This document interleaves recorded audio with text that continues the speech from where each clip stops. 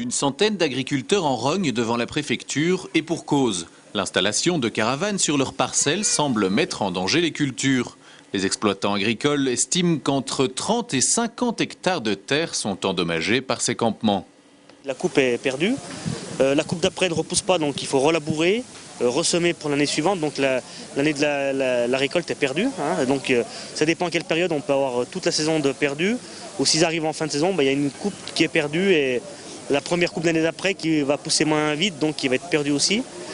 Pourtant, un système d'accueil pour les gens du voyage avait été mis au point entre les agriculteurs et les pouvoirs publics. Une solution qui ne semble, en fin de compte, pas faire l'unanimité. Il y a 4 terrains de 4 hectares qui sont réquisitionnés dans les 4 arrondissements du département, qui sont réservés à l'accueil des gens du voyage, où dessus la collectivité amène l'eau, l'électricité, récupère les ordures ménagères, donc ils sont accueillis dans de bonnes conditions et on voudrait que les gens du voyage respectent ces accueils.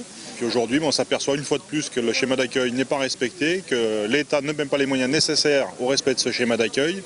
Et puis qui c'est qui paye les pots cassés? Ce sont les agriculteurs dans leur terrain. D'après le schéma d'accueil, c'est à la préfecture d'organiser les plannings d'installation de ces campements. Un travail d'anticipation qui ne semble pas évident.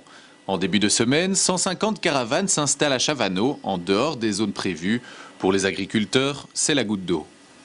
Comme eux, ils arrivent des fois sans prévenir, et ils s'installent un petit peu sauvagement dans des parcelles.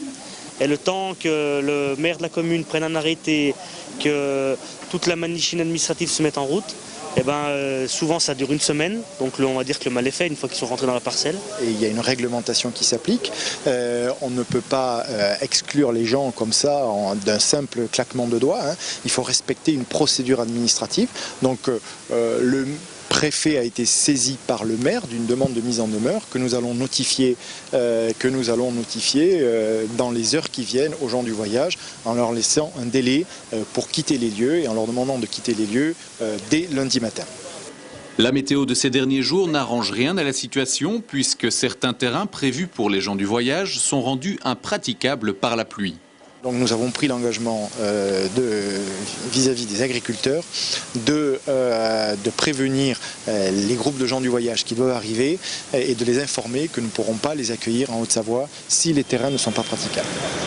Avec 30 grands passages par an, la Haute-Savoie est le département de France le plus traversé par les gens du voyage.